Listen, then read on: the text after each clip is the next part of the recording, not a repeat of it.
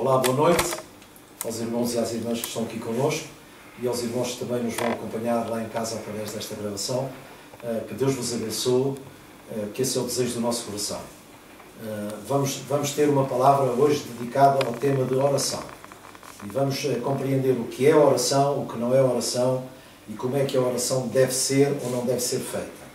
Então eu queria que, em primeiro lugar, ter uma palavra de oração, antes de iniciar a leitura do texto bíblico.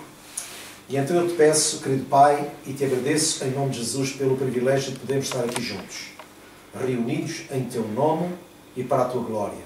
Ensina-nos, Senhor, ensina-nos a Tua palavra, dá-nos entendimento, nós queremos crescer no Teu conhecimento para também podermos aprender a orar como convém, Senhor.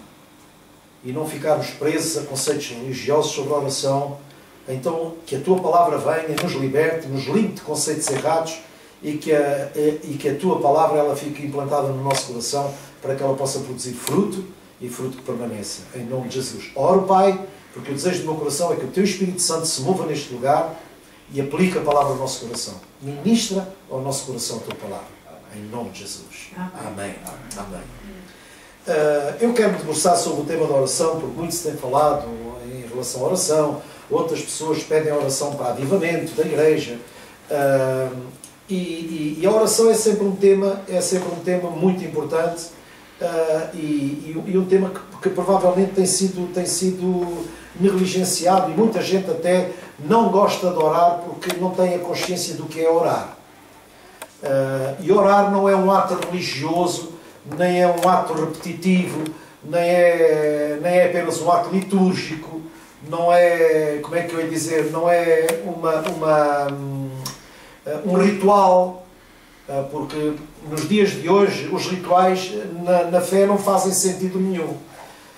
Se nós analisarmos as Escrituras aqui, nomeadamente em Mateus no capítulo 5, não vamos ler, mas fala acerca, Jesus fala acerca do ouviste o que foi dito aos antigos.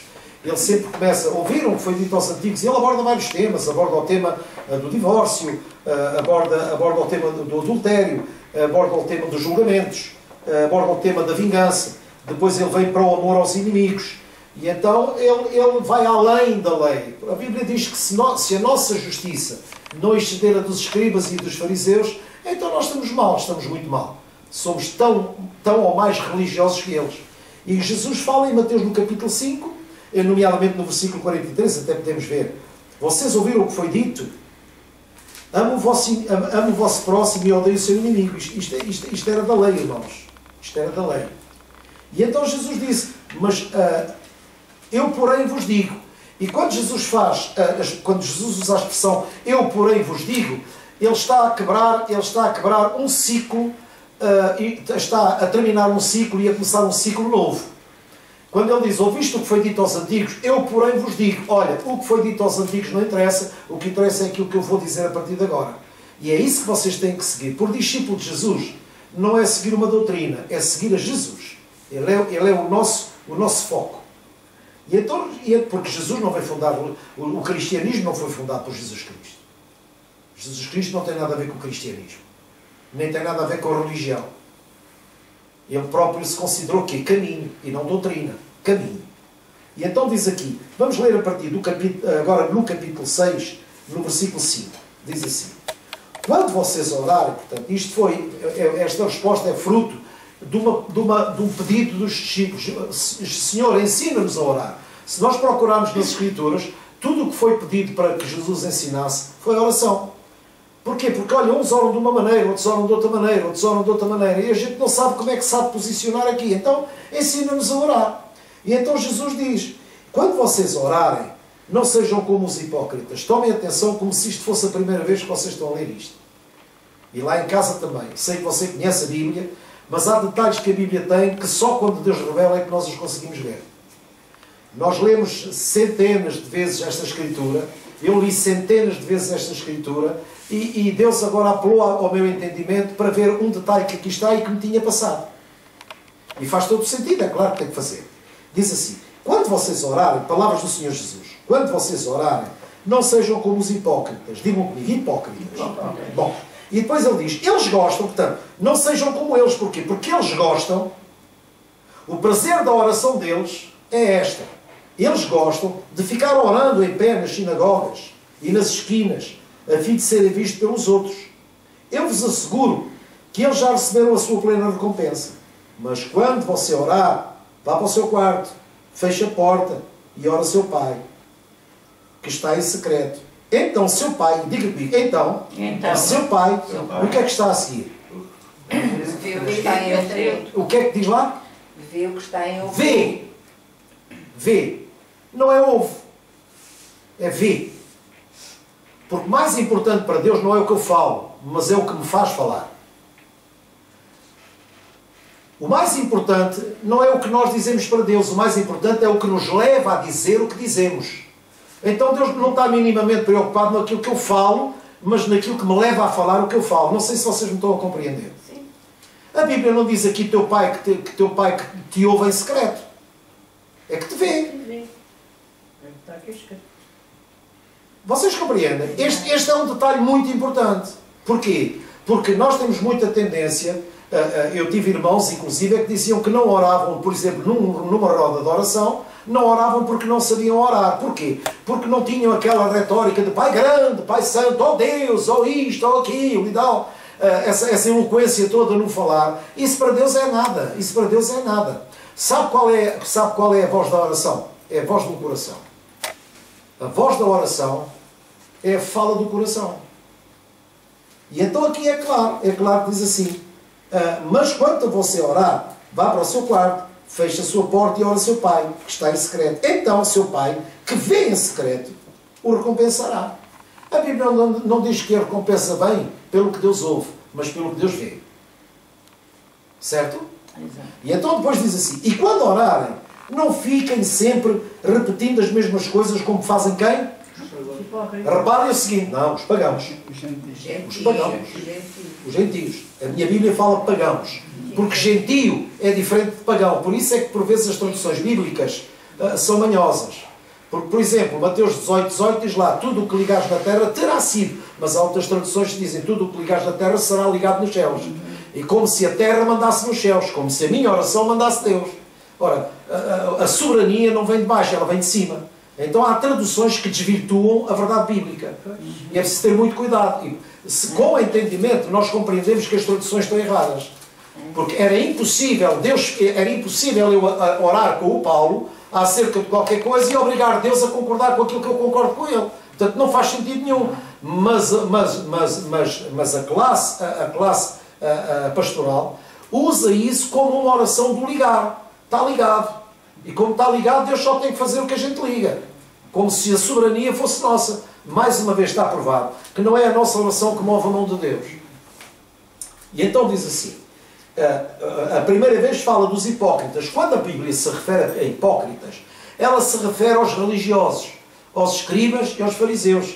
A Bíblia diz em Mateus 23, ai de vós escribas e fariseus hipócritas. Portanto, quando a Bíblia usa a expressão de hipocrisia pela boca de Jesus, ele está a falar acerca dos escribas e dos fariseus, pessoas que estavam presas a rituais. Então, a oração dos escribas e a oração dos fariseus era uma oração que não era feita a Deus, era uma oração que era feita para serem vistos pelos outros.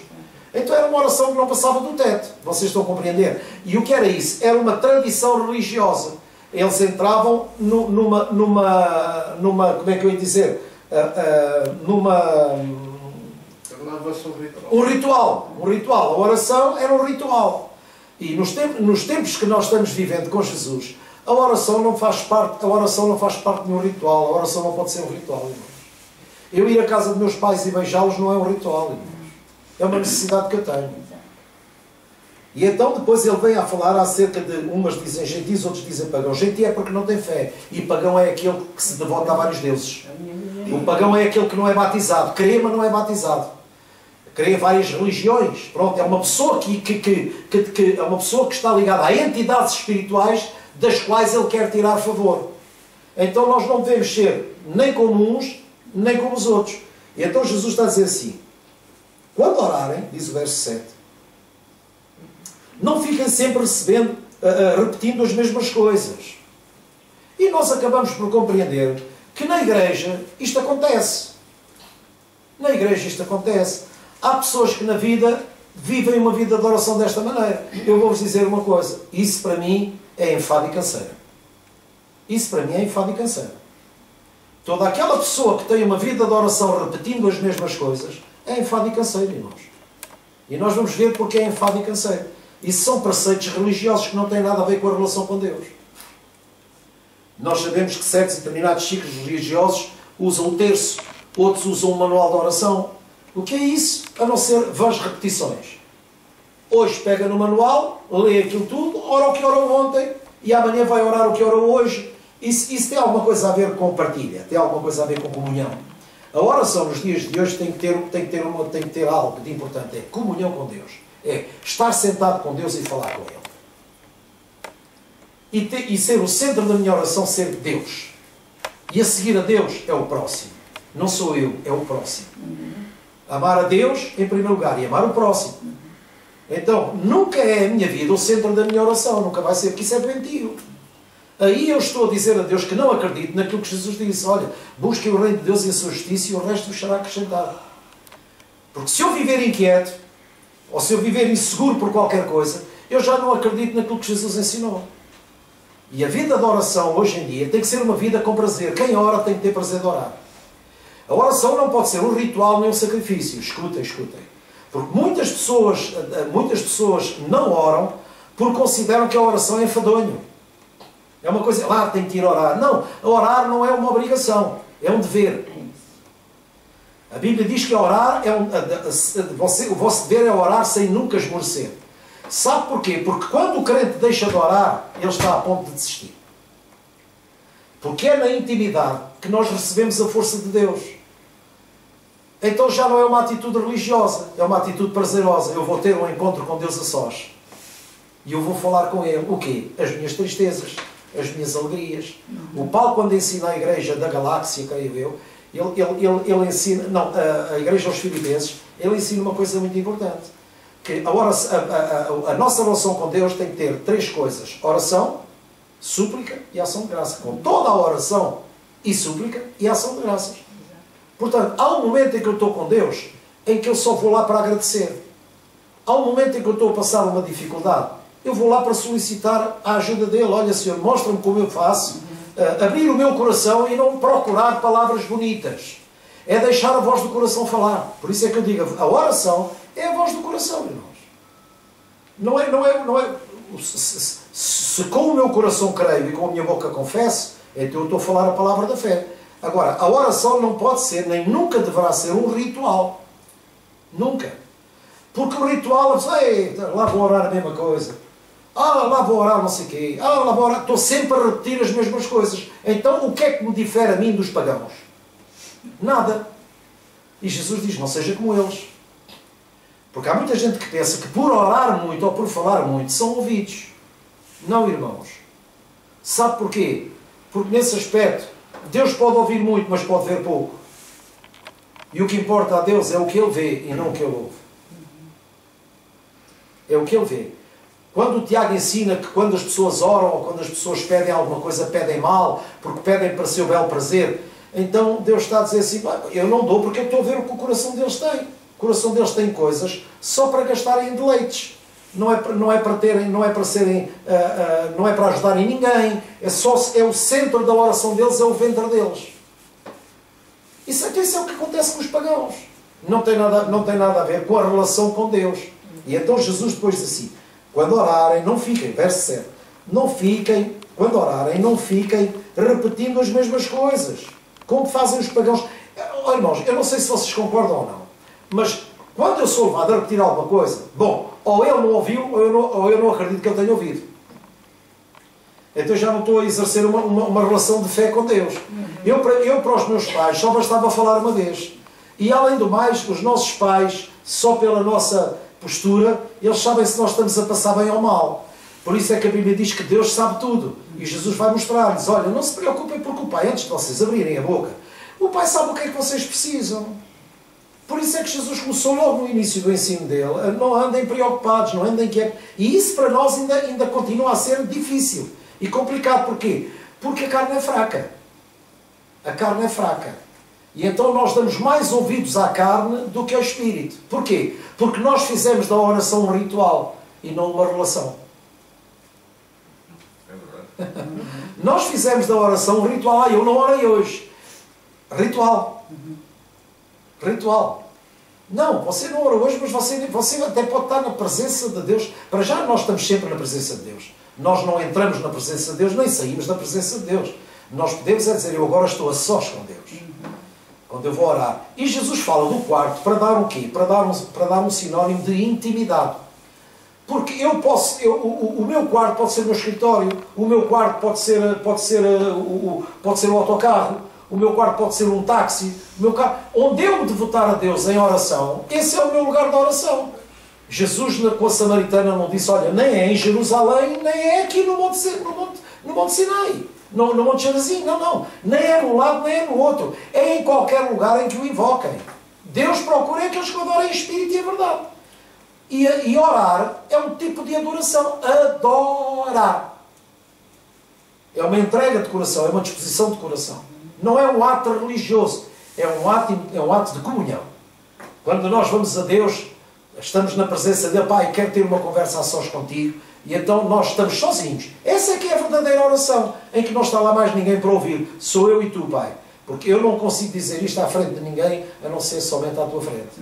Então, Pai, eu para ti não tenho segredos. E então nós abrimos o coração para ele.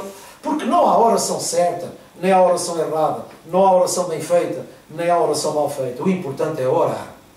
Orar.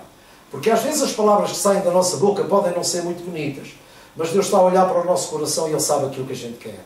Ele sabe aquilo que a gente precisa. Por isso é que Jesus aqui fala, e o teu Pai que te vê em secreto. Porquê é que Jesus não disse, e o teu Pai que te ouve?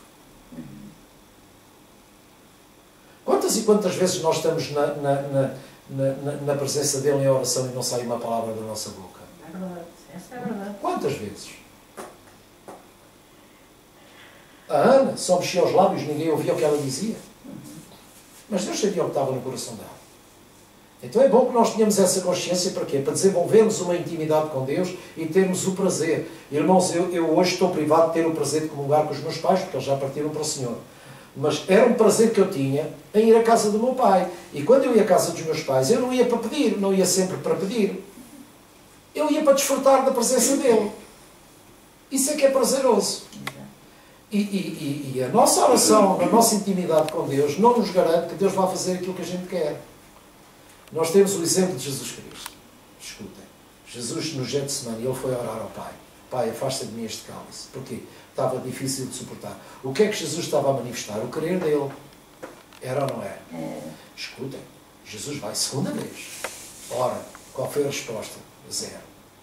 Jesus Cristo vai a terceira vez e diz assim, olha Pai, já que não é possível passar neste cálice, seja feita a tua vontade e não a minha. Sabe porque é que Jesus não desistiu do plano? Porque orou. Porque orou. Este é o papel importante da oração. Marquem Mateus 6 e venham comigo a Mateus 26.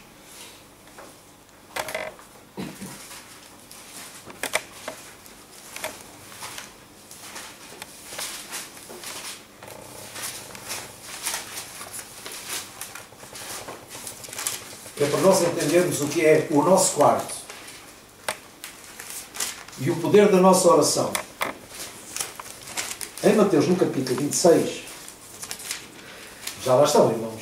Já cá estou. Graças a Deus. Em Mateus 26, a partir do versículo 36, vamos ver o que é que Jesus fala. O que é que a narrativa de Mateus diz? Diz assim. Então Jesus foi com os seus discípulos para um lugar chamado Getsemane e lhes disse, sentem-se aqui enquanto vou ali orar.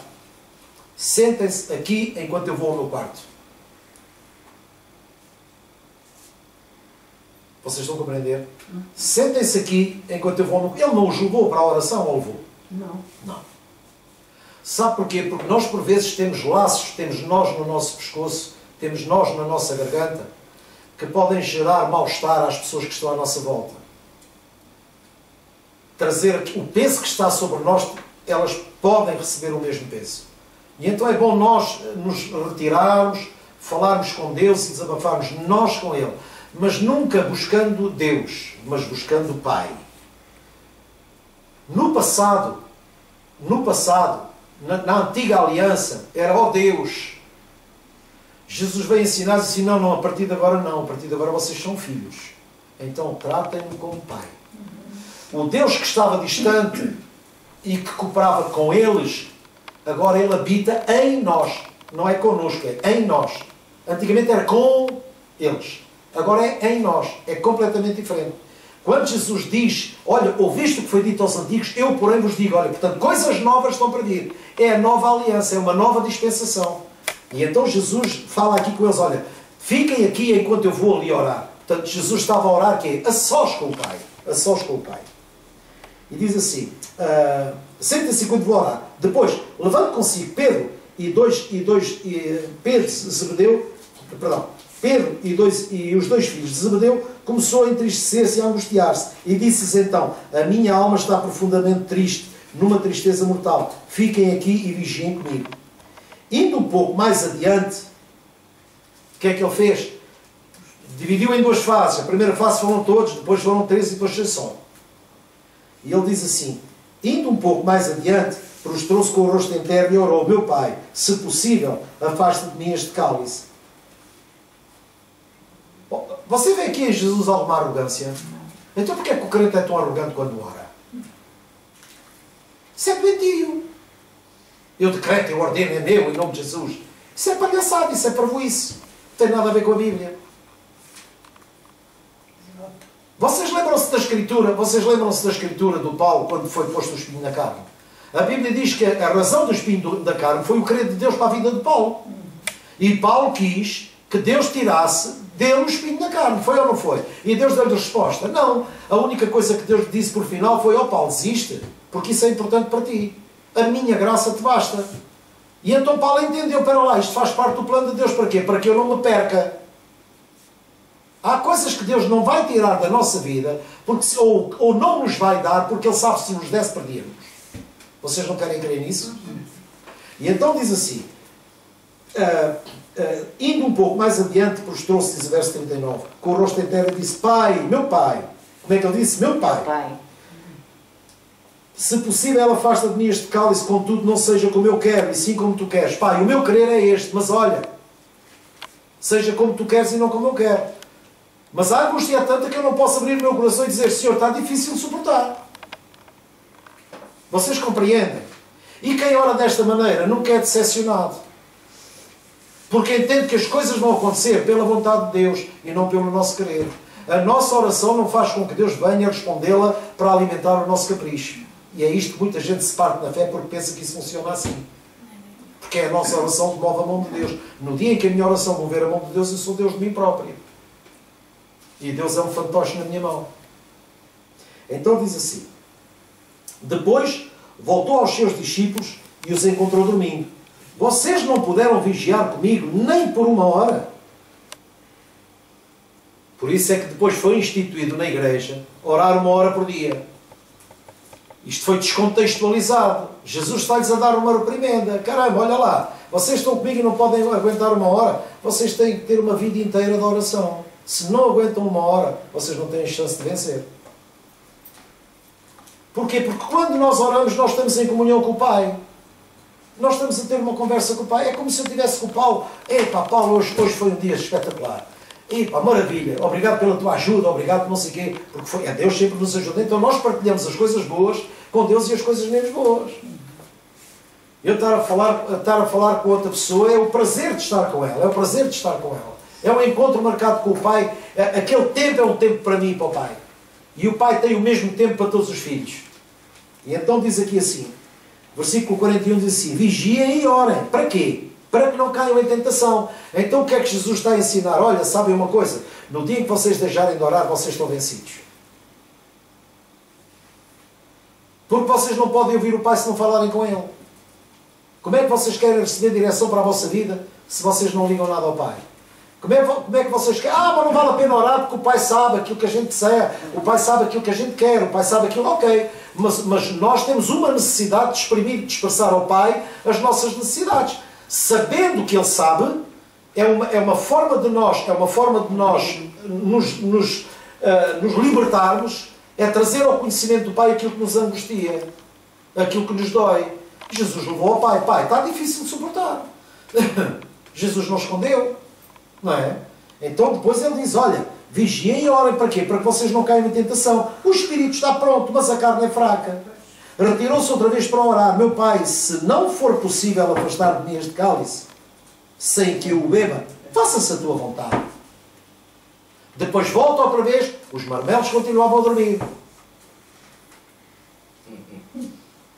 Quando voltou de novo, encontrou-os dormindo. Porquê? Porque os seus olhos estavam pesados, eles estavam cansados. Então os deixou novamente e orou para a terceira vez. Desta vez não os vou aborrecer. Pode ser quando eu voltar, eles já estejam acordados. E então depois diz assim o verso 45. Depois voltou aos discípulos e lhes disse, vocês ainda dormem e descansam? Olha, chegou a hora, eis o Filho do Homem está sendo entregue nas mãos dos pecadores. Levantem-se, vamos, aí vem aquele que me trai. O que é que Jesus estava a ensinar? Uma coisa tremendamente fácil e tremendamente simples de compreender. A oração não é ritual. A oração não é, como é que eu ia dizer, não é a repetição das mesmas coisas. A oração é comunhão, a oração é partilha. Partilha. É estarmos sentados com Deus. Por exemplo, a intercessão na igreja. O que é a intercessão na igreja? É uma oração em favor de tudo, menos da igreja. A intercessão da igreja não é orar pela igreja. A igreja não precisa de receber oração. Onde é que a Bíblia diz que a igreja precisa de receber oração? A igreja é o corpo de Cristo. As pessoas confundem a igreja com congregação. A igreja está chamada, é levada a orar pelo mundo, a orar pelos outros. Porque a igreja não vive para si, a igreja vive para os outros. Pai, que as almas que estão sedentas venham. Pai, que no coração dos irmãos arda o desejo de convidar pessoas. Isso é que é a oração. A oração não é para que Deus, o Senhor, abençoe o nosso culto e não sei. Não. O nosso culto é abençoado porque o nosso coração está lá. O nosso culto é sempre uma bênção porque é o encontro da família com o Pai. Isso é uma festa. Eu não consigo ver um culto de outra maneira. É partilha, é comunhão. Quando nós nos reunimos em nome de Jesus, nós estamos sentados à mesa com o Pai, é um momento de partilha. Nós vamos comer o pão da vida, que é a palavra de Deus. E isso é que é o culto, é a minha devoção, é a minha entrega. Quando é a minha devoção e a minha entrega, a minha vida já não está lá. A minha vida está na mão de Deus. Agora está lá é a vida dos outros. Oramos pelos outros. Oramos por tudo aquilo que Deus tem para dar aos outros. E é isso que nos leva... O que é que nos leva a convidar pessoas para a igreja? É para encher a igreja. Para a glória dos homens. Então nós somos hipócritas. Sejam honestos.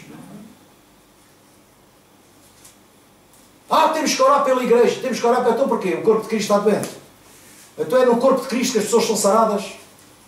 As pessoas confundem a igreja com congregação. E a igreja não tem nada a ver com congregação, irmãos. A igreja é a noiva. E é Deus que a edifica, não é o homem. Nem é o poder do homem, nem é o saber do homem.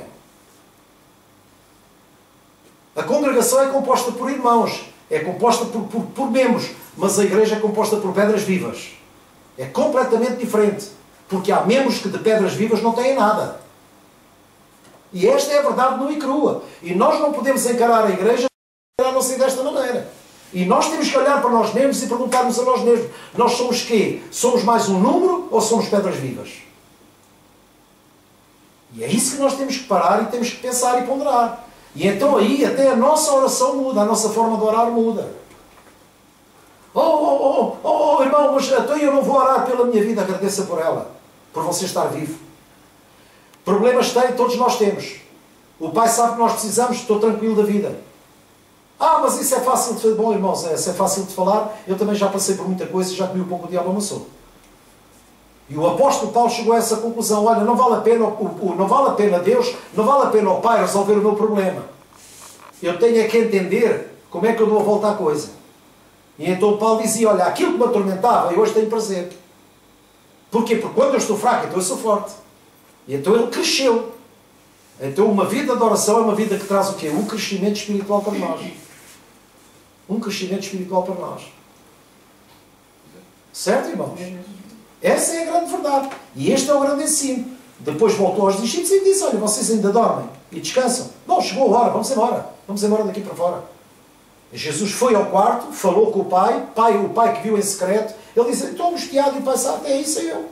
Foi para isso que eu te chamei, foi para isso que eu te mandei, para te angustiares e para mostrares que tu és o caminho. Irmão, não há ninguém que se aproxime de Deus que não seja angustiado. Ninguém. Diga-me uma pessoa. Se o filho dele passou isso, quem somos nós para não passarmos? E nós ficamos muito perturbados, muito mexidos por isto, muito mexidos por aquilo, muito perturbados por isto, muito perturbados por aquilo, e não entendemos que a graça de Deus é suficiente para nós. Vale a pena pensar nisto. E olhando para a vida da oração de uma maneira completamente diferente. Nós não somos como os hipócritas, nem somos como os pagãos. Nós somos filhos. Nós não somos escribas, não somos fariseus. Não vivemos debaixo da lei, vivemos debaixo da graça. Não precisamos de aio. Nós temos a sabedoria de Deus, temos a unção do Santo e sabemos tudo. Não precisamos de ser guiados pela mão. É o Espírito Santo que nos conduz. Ele vos guiará a toda a verdade. Então nós somos livres, não somos escravos. O escravo é que precisa do tutor. Mas quando nós somos livres é porque já somos maduros. Nós, quando somos pequeninos, como Paulo dizia, quando eu era menino, tudo aceitava. Eu cheguei a ouvir expressões de irmãos a orar, quando se devotavam a orar em línguas. Era como eu não sei orar como convém. Então não são adultos, são crianças. Porque a criança também não sabe falar, ela chora. Mas nós temos que deixar de ser meninos para passarmos a ser homens. Para passarmos a ser adultos. Para passarmos a ser idóneos. Então nós temos que receber a revelação de Deus pela pessoa do Espírito Santo que habita em nós. Em nós. Amém? Vou ficar por aqui em termos da oração. Na próxima quarta-feira vamos continuar a abordar o tema da oração de uma forma mais aprofundada. Eu e os irmãos que aqui estão esta noite desejam-vos uma santa noite e que na verdade a paz de Deus seja realmente a guardiã do vosso coração e da vossa mente e sejam felizes em nome de Jesus. Amém. Até à próxima quarta-feira.